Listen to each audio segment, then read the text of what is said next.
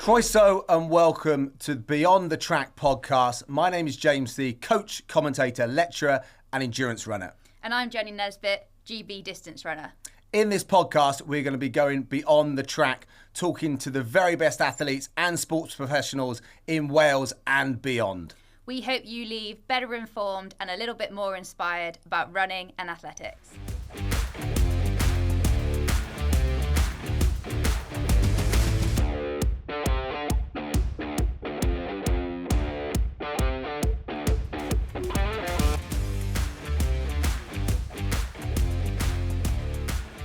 So, welcome to Beyond the Track podcast. This is our fourth episode, and I'm delighted to be joined by Adele Nicoll, Welsh international and Team GB Bobsleigh. Welcome, Adele. Hello, James. Are you delighted to be here? I am, absolutely. Brilliant. So we thought, whilst you're sat there, before we get into the hard questions, obviously you can see I'm on my own this week. No Jenny Nesbitt. Jenny's off on holiday, so we hope she has a nice, relaxing week. But we thought we'd go through the roundup again and get a little bit of insight from Adele. And it was another busy weekend. Let's start with Friday night, Parliament Hill. It was the London 5000. Great to see Clara Evans back out on the track after her injury again, this time over 5,000 metres. She would have been a bit disappointing, 16:23, but she is in one piece and building towards some faster 10Ks and half marathons. Then the weekend, the pre-classic part of the Diamond League. Jeremiah Azu, our first ever guest on Beyond the Track, took to the 100 metres. He clocked a time of 10.20. Again, probably be slightly disappointed with that performance. I saw he was a bit strapped up, so we hope Jez is in one piece. And we know he's a championship runner. Still a lot of time to the British champs and obviously those World Championships in September. But also a meeting that saw two women's world records. Faith Kipyegon's 3:48 over 1,500 metres and a phenomenal. It was Beatrice Chebet, first woman ever inside 14 minutes in the 5,000 metres. So yeah, some phenomenal performances over there in Oregon in the USA. And then it was busy in Poland. It was Poznan. The Welsh athlete Justin Davies celebrating his selection for the European Under-23 Championships with a 1:44 clocking back after injury. Also in that team is going to be the likes of David Jones over the 10,000 metres in the Under-23 team, and Abby Powlett. How impressive has she been this year in the multi-events? A little bit of shot put in that event as well. So the fact that she's in that team, I can't wait to see those athletes in just a couple of weeks in Norway. That's going to be super exciting. Also in that same meeting, we had Piers Copeland, 3:38.01, another one of our Welsh-funded athletes. But Welsh Schools Championships at the weekend, 500 athletes in Aberdare. Adele, take me back, a little bit of Welsh Schools for you. What's your memory of the Welsh Schools Championships? I just remember them being really fun. Yeah. And I think that is so important in your early years because those memories carry through and you make so many friends that now when you see those familiar faces around the track, you just feel at home. And who were you competing for? Obviously, because there's 8 Welsh districts. Yes. So which vest were you wearing and who were you being supported by? See, I think this is a bit of a strange one because I'm from Welshpool, which technically is Mid Wales. Yep. But Mid Wales don't have a team, so I was North Wales. Yeah. So it was really weird. I never really fit into anywhere, Okay. but I kind of was like tagging on to the North Wales team. So the green with the orange band, that was you, yeah? But then because I was on the border, then when we did some sports hall stuff, I was part of the Midlands team. Right. So I was a bit everywhere, to be honest. Well, that'll probably come out in the interview as well because you've had a busy career, jumping events, jumping locations. Performances that stood out from us, in Aberdare. There was the likes of Alair Aberfarby's phenomenal 200-metre performance. Again, breaking the record, 24.15, and improving Hannah Bryer's records. Hannah Bryer's records are just been knocked week by week. And she won that 200 metres from Mercedes Anderson and Holly Taylor. Darcy Costlet, the Dafford athlete, was phenomenal again. Over 300 metres. The performances she keeps throwing down.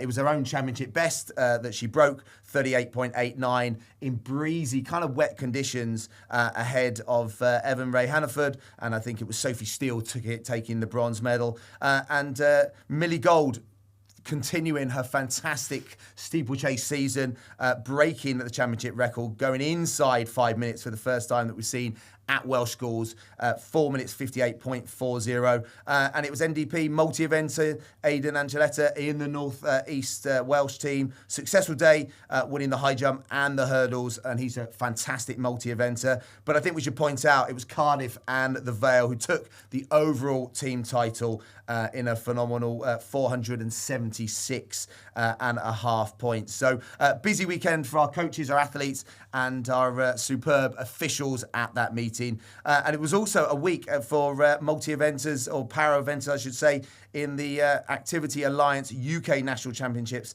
That was in Coventry, and we returned with a phenomenal number of medals. And there was performance standouts, probably Toby Richardson from Yatton District, awarded Outstanding Male Competitor on Sunday. He's just smashing it. 2 gold medals. But it was an athlete you know quite well as well that is another standout, claiming gold in the shot put. That was Mike Jenkins, Swansea Harriers. He's a superb discus thrower as well, with those long levers. How good is Mike? Mike is a very special talent. I think that what's stand out for me with Mike is his eagerness to learn. Yeah. I think there's a lot of youngsters that maybe aren't confident enough or don't realise the power in having like elite senior athletes around them. But Mike really seizes that opportunity, and he's not afraid to ask me questions. So I spend a lot of time talking to him about things that I do, things that help, and it's really nice to see that he's applying it, and he's doing so well at the minute. And he's got hopefully those IPC World Championships in, I think it's in October in India. So looking set to head towards that. In the under-14 wheelchair race, it was Imogen Ashwell Rice. Newport enjoyed the biggest individual win probably of her career, and she ended up with 4 gold medals. So that's superb there. And the likes of the 100 metres, she took 25.86 and just a whole load of personal bests across the board. Other throwers, we had F56 thrower from Cardiff Archers. That was Ellie Bowen. Another hat-trick of gold medals. Seated javelin, seated shot, and seated discus. What a triple that is. That's not an easy skill, Adele, is it? To transfer, across different throws disciplines. No, every discipline is so different. I mean, if you watch me try and throw a discus, I used to throw it quite far, but everyone used to say I threw it like a shot putter. Right. And they are very different disciplines. I think you may go on to say, but Storm Evans, she just went on to throw number 1 in the UK, I think, from this weekend. Unbelievable. You watch her throw, it's really smooth, it's lovely. But yeah, these disciplines are all so different. And again, another athlete, an F40 thrower. We had Josh Grist, the Cardiff Archer, claiming 3 golds. And then there was a brace of golds for the likes of Jack Sheehan, Carmarthen Harriers, winning the discus, winning the shot. And then on the track, we had Tommy Roberts-Jones, Newport Harriers, currently Commonwealth Youth 100-metre champion. He took the 100 metres in 13.45. So a busy weekend for our paras. And we get on some National League athletics now that you took part in. We had Freya Jones winning for Harrow, Welsh champion last week, 51.35. And then you won after a busy weekend, as you said to us off air, 16 metres 66. But interestingly, you compete for Birchfield. What's the rationale? You've competed for Birchfield for a number of years, Adele, but in the Black of Birchfield, maximum points. Yeah, so the National Leagues, they are something I do because I'm loyal to my club. Yeah. That is how they are in my programme. Yeah. Last week was week 1 of Block 2 in my bobsleigh pre-season, which means big volume, lots of reps, legs killing, because we're now running all the way down the hill at our Bath training facility. And I actually ended up travelling from Cardiff to Aberaeron to deliver a public speaking event on the Friday night. Finished that at 9 p.m. and then drove to Derby. Wow. So I got to Derby about 1 a.m. Slept, woke up, went. I actually did a javelin throw for the club. That didn't pop up. That didn't pop as well. up. See, I don't know why, because it was fantastic. It was missed off. We'll have words with the. I think it was 30 metres. I did a little standing throw. What is your jav PB? Oh, I have no idea. Okay. But I turn up and I do a standing throw and then I go. But Freya Jones was giving me some tips when we were there. I was going to say, was it interesting watching Freya throw? And obviously, she's going from strength to strength, and she's another athlete with her eyes on the Commonwealth Games. I actually said this to one of the other girls who was there to participate, not compete. And I said it's phenomenal to watch athletes that are in their main event. Yes. And look how easy it looks. I was watching these girls mesmerised, and I was thinking, I hope people think that's what it looks like when I throw shot, because it looks easy, it doesn't look like that when I throw jab. Yeah, that's not my main event. Yeah. So again, over in the West Championship West, Swansea Harriers Hammers had a good day. They've cemented their top, an emphatic win in Basingstoke. Looking down, probably the highlights, the likes, also Cardiff Athletics Clubs. That was Lauren Evans. She was a teammate of yours in Commonwealth Games. She won ahead of another Commonwealth Games athlete, Carol Granville-Moore, who smashed her own championship best. 12 years since she broke a championship best in the Welsh Champs. So great to see Carol. That's something I actually ended up finding myself in a scroll hole with, because I was reading all the article about how she's now smashing it on the online bike racing and all sorts. I love it. Yeah, that's awesome. that's definitely someone we could have on as well and have an in-depth chat about how she's come back from injury and still smashing it. Another great thrower that you know well, Patrick Swan, winning for Swansea Harriers, but he also took second in the discus, and he also threw a bit of hammer as well. Did he? Yes. Does Ryan know that? I don't know. Yeah, we'll have a chat, see whether Ryan knows that off air. But he threw 41.08 for the hammer. That's not bad for Patrick. So, and then another Swansea victory, Edward Davis in the 3,000 metres. Toke Sakimi Mortimer took 4 points in the long jump for Cardiff. And then it was the Cardiff women's 4x100 metre team taking first place. Not just on the track, we had the Brecon Carrick Puthcall 10K yesterday. Breezy, hot conditions, but what an atmosphere down there on the seafront. I think it was about 6,000 runners, and it was great to see Natasha Wilson going from strength to strength. Another course record, the Mickey Morris Racing Club athlete, running just outside 33 minutes. Nia Clackworthy and Tamara Beach making up the podium. And then it was great to see Dowie Griffiths again on the podium. Second place from Josh Griffiths, and it was Omar Ahmed winning in 29 minutes and 25 seconds. But yeah, Dowie was pretty happy with that, having only had a baby boy in the family 10 weeks ago. So we hope he gets some rest and recovery. So that was the week that was. It was a busy one, and I think that it's a great chance to get into, how you've developed as an athlete, Adele, and obviously how you've ended up, in relation to some of these other athletes' journeys from Welsh school. So, going through your career, obviously this, amazing kind of dual sporting, success that you've had.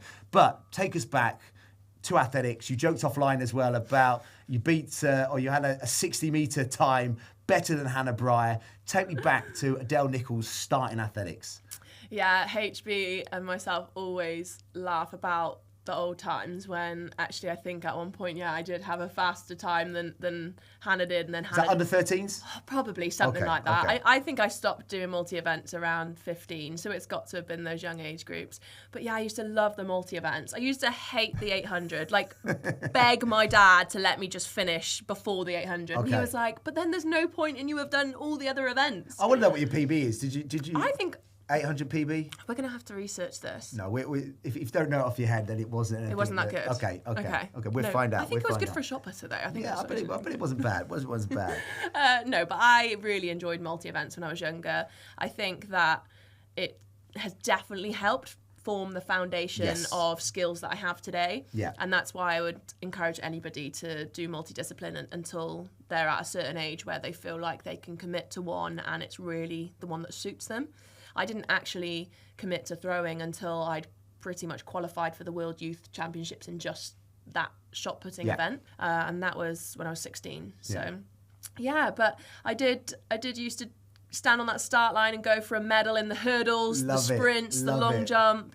But I've always been a power athlete. Yeah. I won't pretend I ever was good at the endurance, but I was good at all the power events, for sure. Well, it's multi-events for our school athletes and club athletes this weekend, so we wish them all the very best. That run, jump, throw, as you say, is such an important part of that. So growing up, was sport a big thing in your family? I mean, knowing your mum, baking cakes is definitely one thing, but was sport one thing that was kind of a thing that the family did? Yeah, my mum and dad were both really sporty when they were younger, so before I came along.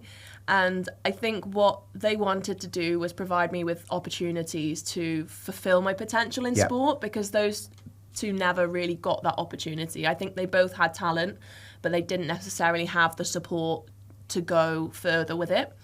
Or even just the knowledge of it. I think back then, especially from the area I come from in mid-Wales, everybody's quite sheltered. They don't really know what else there is.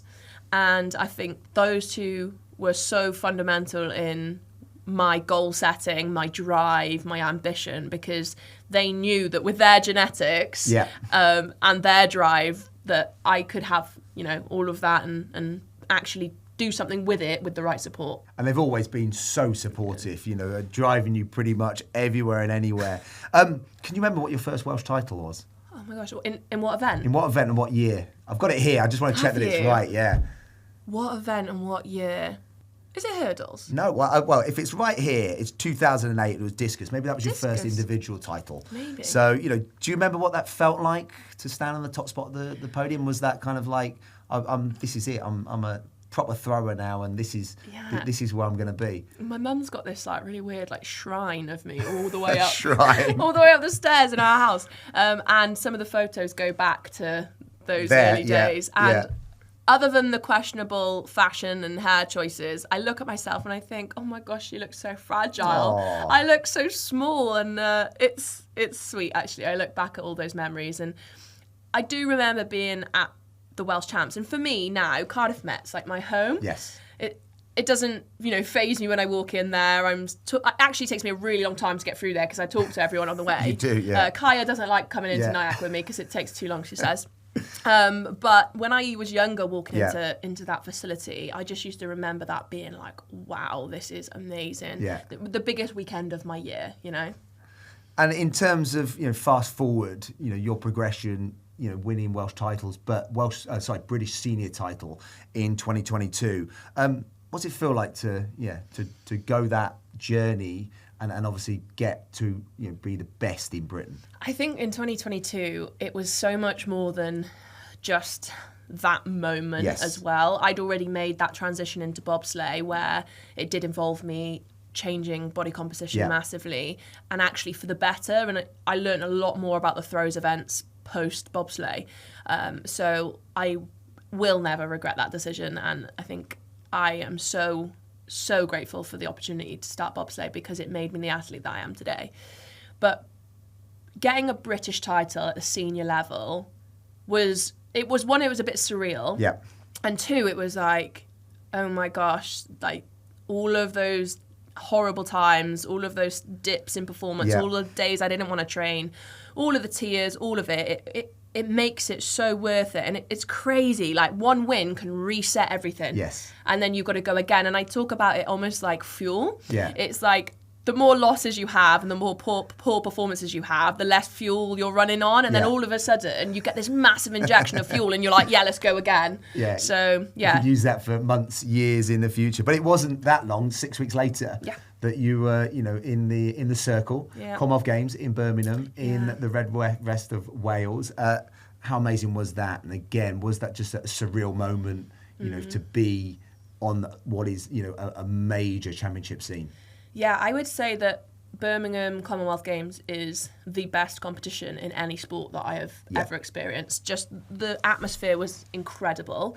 Seeing all of the Welsh flags was just phenomenal because it was one of those feelings where I knew that they might not know who I am, but because they had the Welsh flag, I knew they were supporting me. Yeah. And it was amazing. They didn't even necessarily know what the event was or who you were, but they were going crazy for Team Wales. Yeah.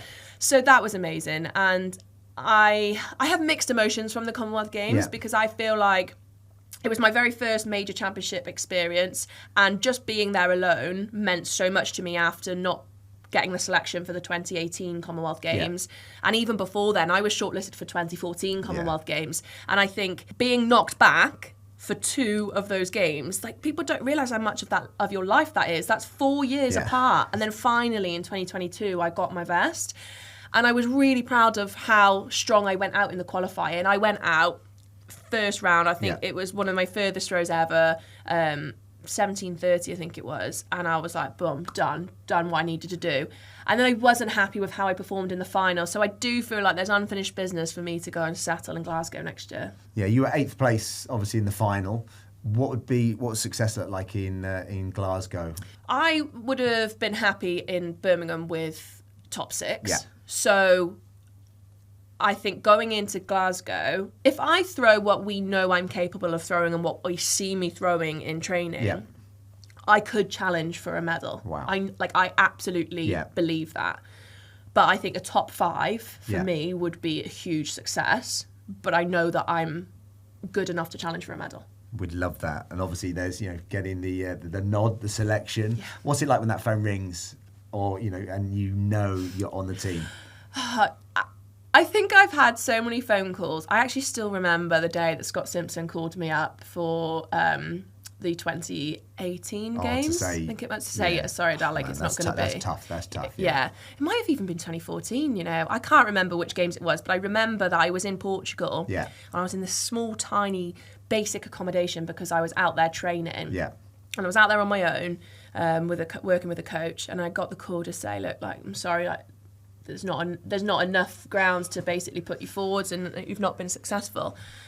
And it was just the worst phone call ever. I felt so sick. So now I think I manage my expectations really well, and that's probably one of the most important messages I would share to any young athletes is be realistic. Yeah. You can be realistic and you can be ambitious, but you have to be able to manage your metrics of, okay, what are you going to be happy with? Realistically, have you done enough to achieve your goal? And being accountable for not having done enough will completely change your life, in my opinion. I think becoming accountable and realising that if you stop giving the control to everybody else, blaming everybody else for things like, oh, they didn't select me, or they didn't tell me what I wanted to hear, they didn't do their job. Actually, did you do your job? And if I can wholeheartedly say I did my job, then I know that I'm going to be okay. Yeah. Our sport is quite simple sometimes, isn't it? If you throw far enough, performance run is all that fast matters. enough, and you've got they almost make them pick you. Yeah, and I just think standards are so difficult, and we know that.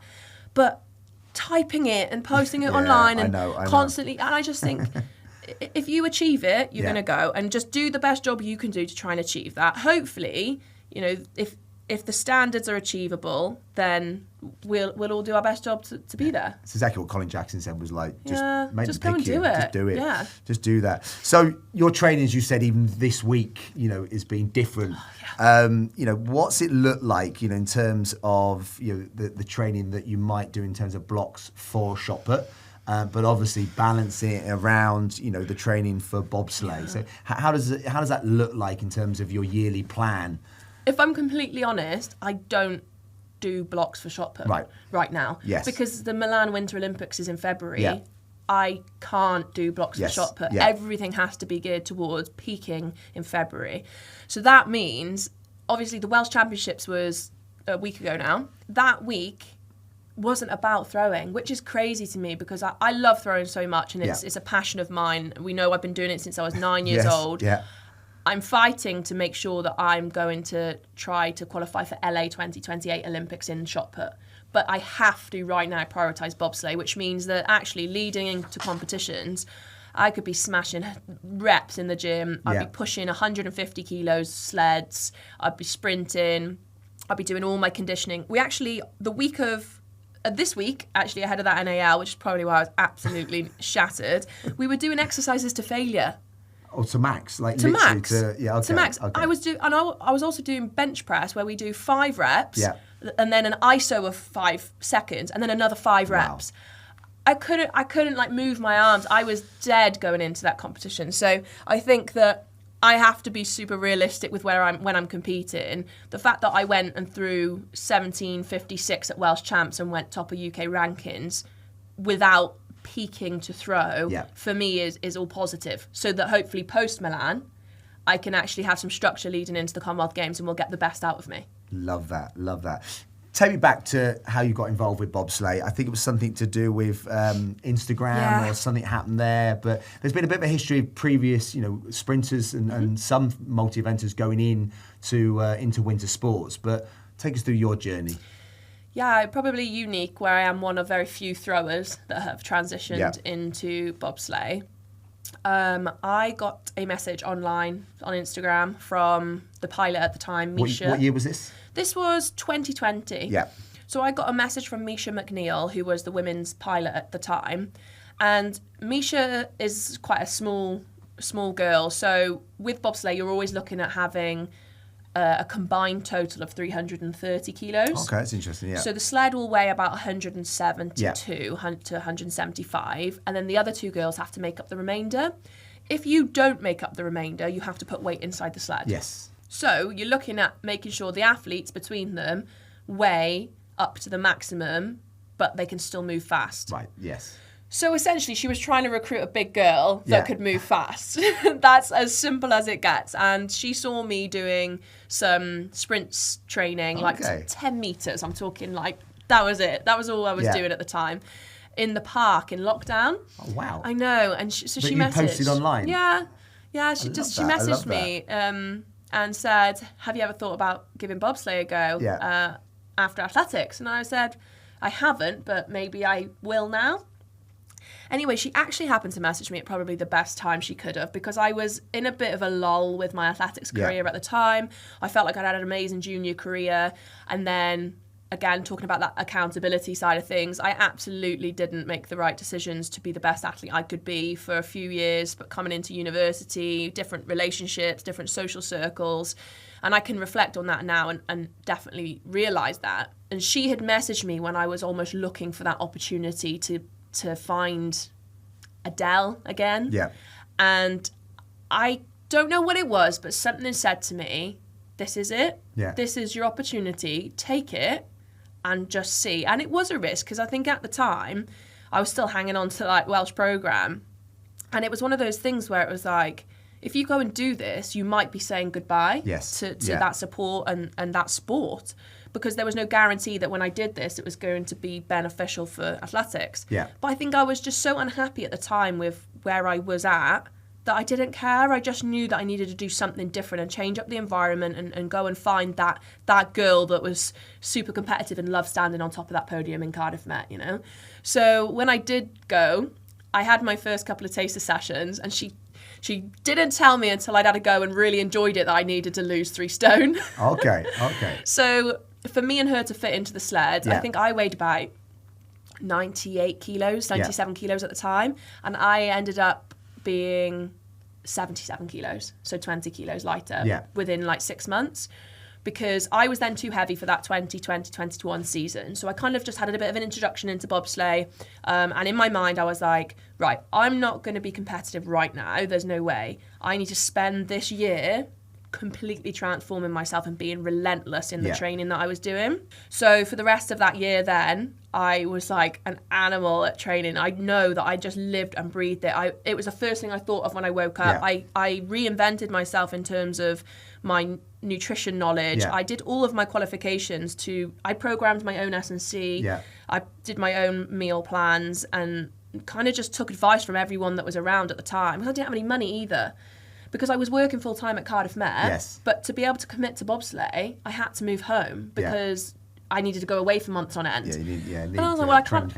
And there was no funding in bobsleigh at the time. I wouldn't have been able to pay rent if I didn't go home. Wow. So I thought, right, well, it was a huge risk. I left my full-time, I was pretty much full-time with Cardiff Met, and left my apartment that I was in, and I moved back home, and I remember having a conversation with my dad and saying, Dad, if I take this risk and go away to do bobsleigh, if I can't afford to pay for my car, can you cover it for me until I'm home? And you can drive it, you can have it. And he was like, yeah, like that's fine, but we had to agree on like a certain amount of months that he would do that for, and I was working I'd done my master's degree in psychology in 2020, and I'd finished in the December. So then that whole year was just about bobsleigh, or just about being the best athlete I could be. And I was having to work over the summer 12-hour shifts in psychiatric units to just save some money up.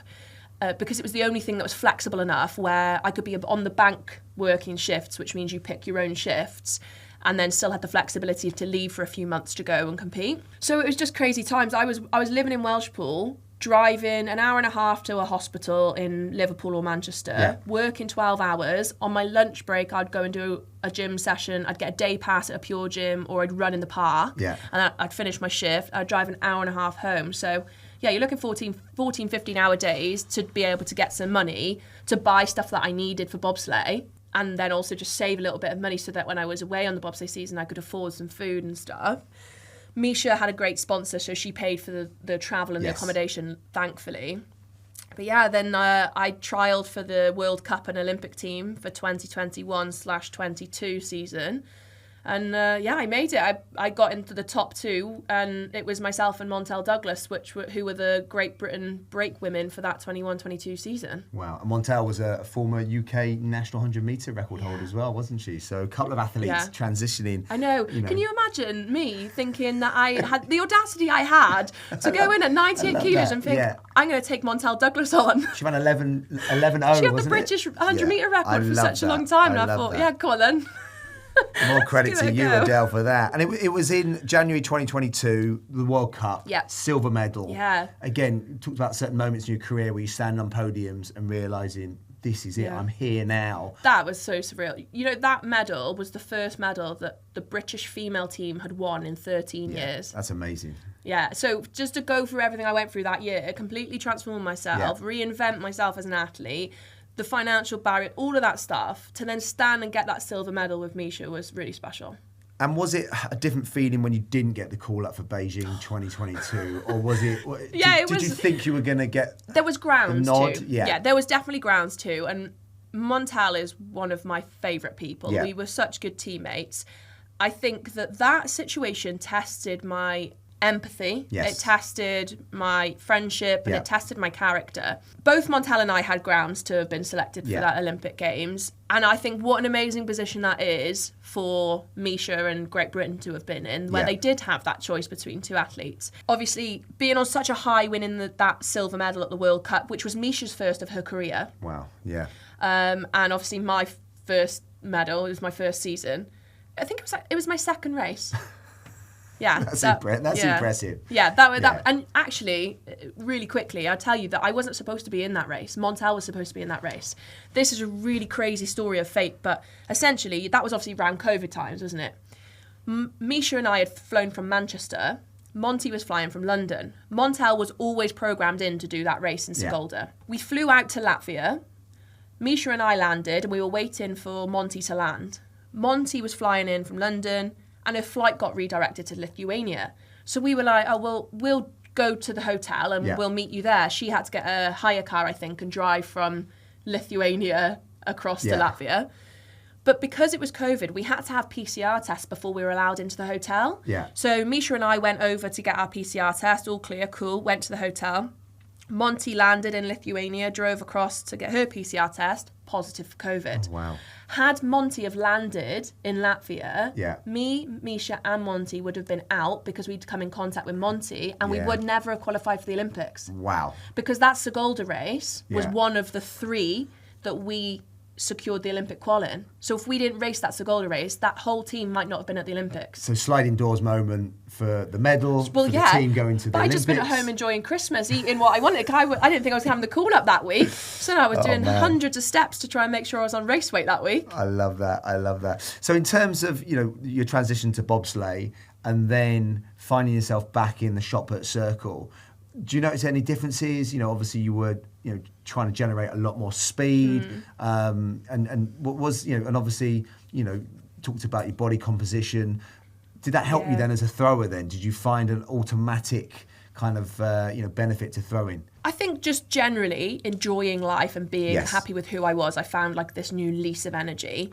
But more so than not, I think that I'm trying now to help everybody else understand, because I didn't at the time, but to understand how actually similar bobsleigh and shot put might be.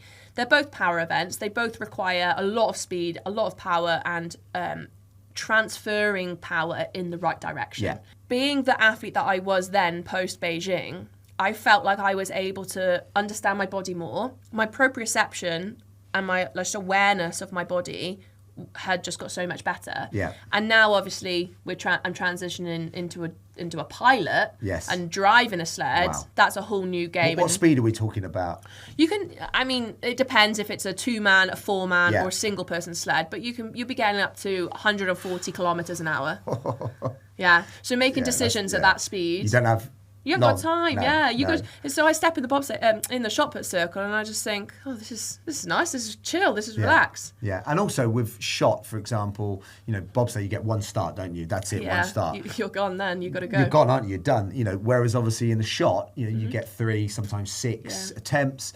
Is that something also that you can process and obviously go back and it helps you from that transition? Yeah, well, with the bobsleigh races, every race is 2 heats, Yes. and it's the average of the 2 heats that wins. Yeah.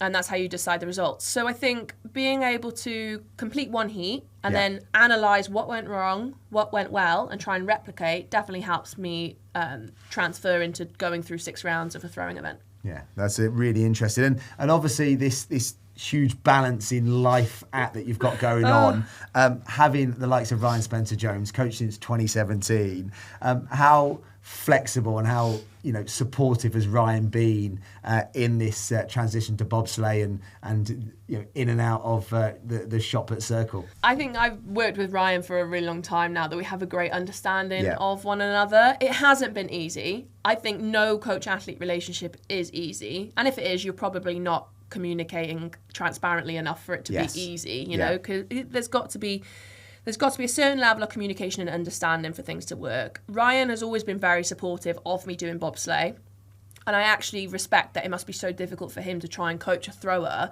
who isn't even here for 6 months of a year. So he knows that when I come back, it's always difficult. We've missed thousands of reps of throws, and we've got to try and figure it out in a matter of weeks. But we've done a good job now for the last couple of years, so I hope that we can keep the ball rolling. But I'd say that Ryan and I have probably a stronger partnership now than we ever have. And you're a qualified coach now yourself, and I think your mum and sister also qualified coaches as well. So how's that helped you see the sport slightly differently, with that knowledge and, obviously thinking about, being a coach rather than an athlete? Does that help your understanding? Yeah, obviously, talking about juggling different parts of life, I've got athletics academies and clubs in You have Mid-Wales. the Adele Nicoll Academy, don't you, in your hometown of Welshpool? So talk us through that. Obviously, aiming of providing fun sessions. Is it ages 5 to 9? Yeah. So essentially, my idea was let's create we started off with summer camps and Easter camps just to see if the interest was there. Generated some interest in the area, and we were actually getting asked for something more regular, which I thought was fantastic. And then I thought, okay, well, we'll start doing regular nights. And then I thought, well, this doesn't have to just be the Adele Nicoll Academy. Why don't I look into setting up Welshpool Athletics Club? Now, I knew that would mean that essentially the work that I'd done to recruit all these people, immediately 50% of it was going to then be non-profit. Yes, right? yeah. So it was my decision then to either keep it as Adele Nicoll Academy, or we split it and I create a Welshpool Athletics Club, which hopefully then would hold like a legacy of athletics in the area, regardless of if I'm there or not. So I made that decision and worked really closely with Welsh Athletics, who were amazing in helping me set the club up, because obviously I had no idea of any of that kind of thing. So every Tuesday night we have the Welshpool Athletics Club, and we have the academy running alongside. So we have ages 5 to 9 in the academy, so that they can kind of get a taster for it, do a bit of fun athletics, and then when they're old enough, then they transfer into the club side of things.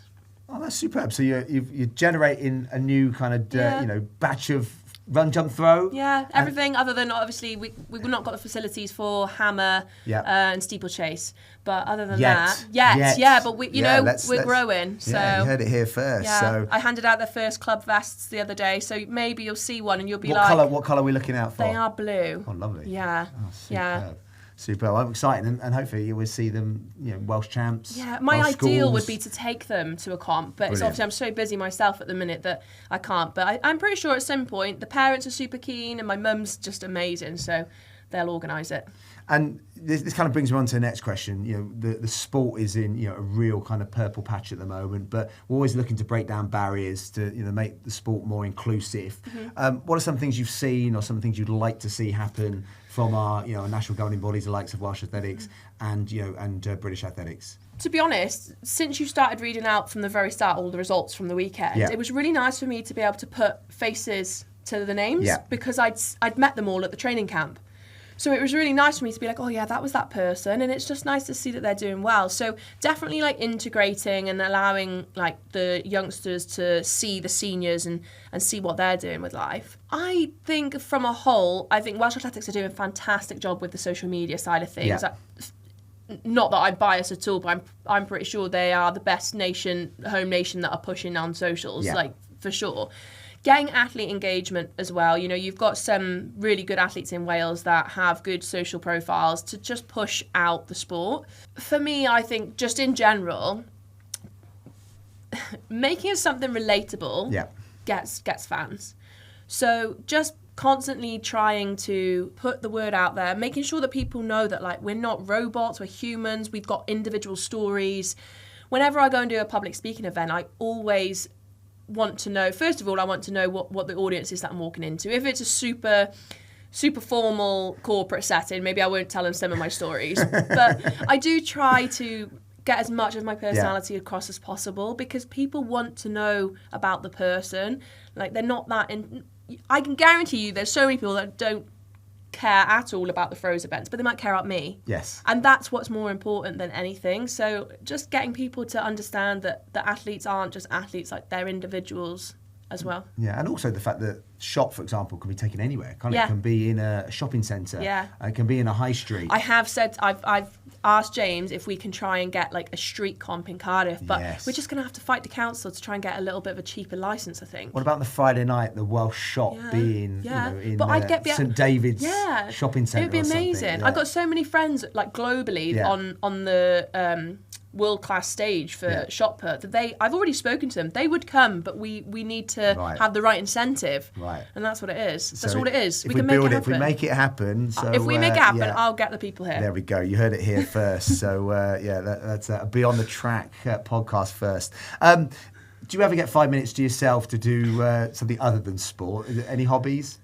Occasionally I do. I love coffee. Yeah. I absolutely love coffee. So finding a nice coffee shop, going and sit down for a coffee is probably, it brings me so much more joy than maybe it should, but it just is amazing. Like coffee is my thing. And I think other than going to find a nice coffee shop, it sounds so sad, but working on things outside of sport, like I am an ambassador for a charity called the Feathers Association, and we work in deprived communities to help deliver projects and workshops to children that might not necessarily have access to anything at all. So if I can bring something to them to change their life, then that'd be awesome. And that's what I spend a lot of time doing. I've got plans in for this summer where I'm going to have a collaboration with Newport County, Welshpool and Newtown, and communities up in Glasgow. So I'm working on delivering projects to them at the moment.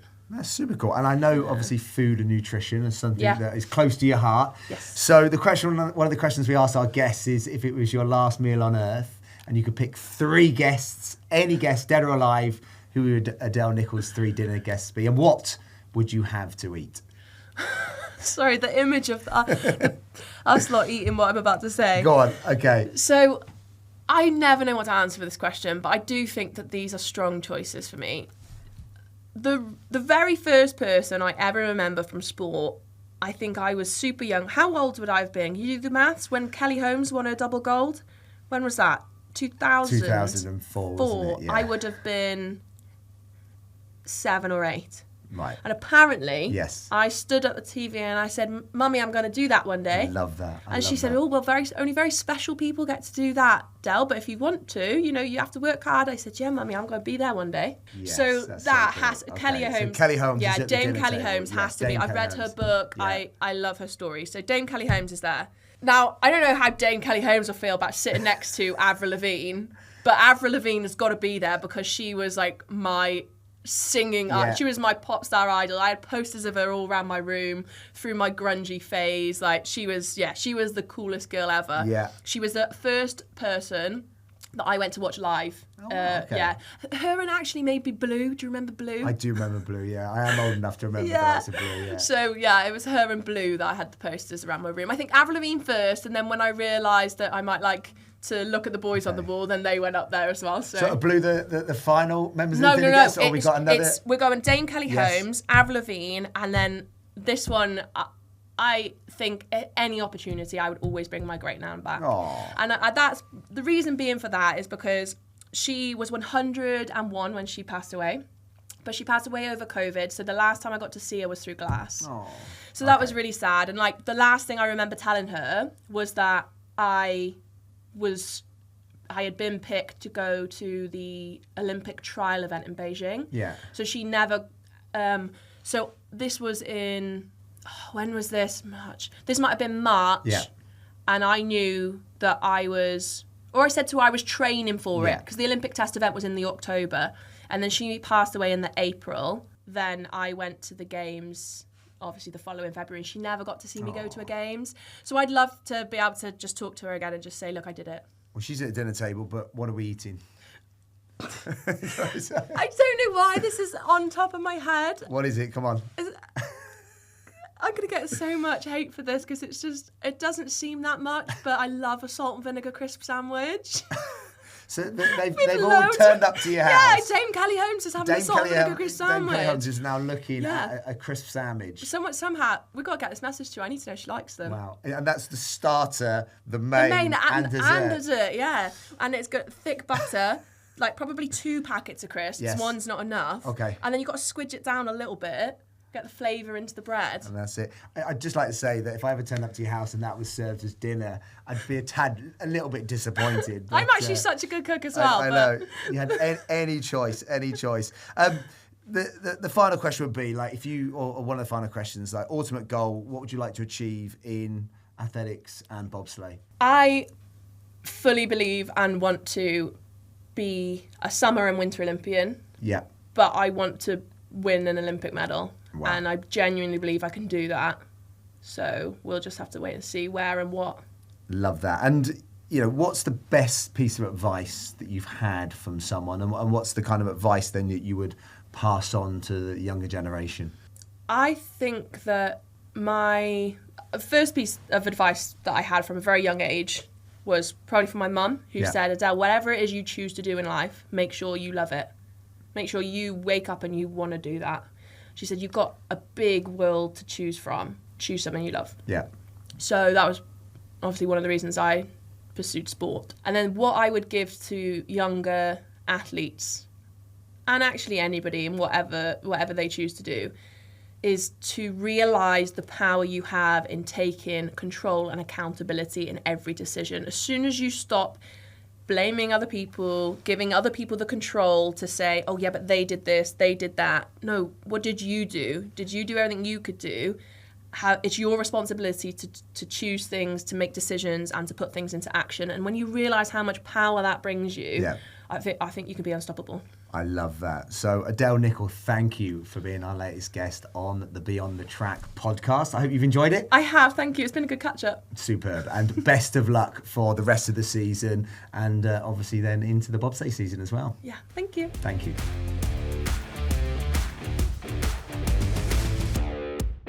So what a super enjoyable interview there with Adele Nicoll. Now's a chance to go through what's coming up this weekend. Let's start over in Ireland. That's the Commonwealth Games. We have Piers Copeland going over 800 metres, which is in a World Athletics Continental Tour bronze meeting. Then at the weekend, we have the Watford Grand Prix in the British Milers Club. Always a very competitive, super fast meeting happening on Saturday night. This weekend also hosts the 2025 Trail Run World Championships, which is part of the Exterior Snowdonia Trail Marathon Area, serve as a pinnacle event of the Trail Run World Series, basically an inclusive trail festival in Wales, which should be absolutely brilliant. Also, the Throws League 4 in Aberdare, and it's the Welsh Interregionals Track and Field Championships, West Wales region, to host at the Carmarthen Leisure Track. And then on Sunday is the Welsh Junior Mountain Championships. That's for under 20s, under 17s and under 15s, which acts as a trial for the under 20, under 17 Welsh teams for the Junior British and Irish Mountain International. Look out for athletes that included those who competed in Slovakia recently. That's the likes of Alfie Bartley-Rose. We also have Kai David, Marion Hughes and O'Brien Kearney, just some of the athletes to look out for. On the road, it's the Ammerford 10K and the Mick E. Morris Torvine 10K for 2025. So that brings us to a roundup, and thanks so much for joining us for our 4th episode of Beyond the Track. Please like, share, and subscribe, and we'll be back next week for episode number 5.